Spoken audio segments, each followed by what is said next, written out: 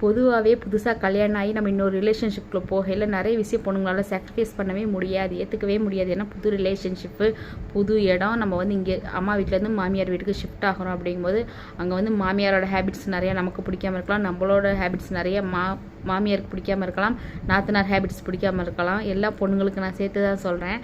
அப்போ வந்து எல்லோரும் என்ன சொல்லுவாங்க அப்படின்னா, பரவாயில்ல வீடு சரியாகிடும், பரவாயில்ல வீடு சரியாகிடும். ஆனால் அது பரவாயில்ல வீடு சரியாகிரும் அப்படிங்கிறது போய் போக போக அது நமக்கு பழகி போயிடும்.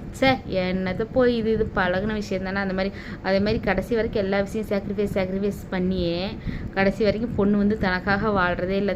அதுக்கப்புறம் வந்து தன் கணவன், தன் மாமியார், தன் குடும்பம் அப்படின்ற மாதிரியே தான் போகுது.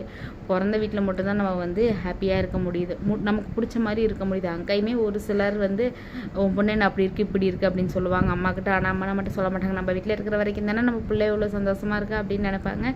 பட் அதே மாதிரி தான் அங்கே போனதுக்கப்புறம் அடுத்து நம்ம குழந்தைங்க பழகிரும். எது பண்ணாலும் சகிச்சுட்டு போகணும்.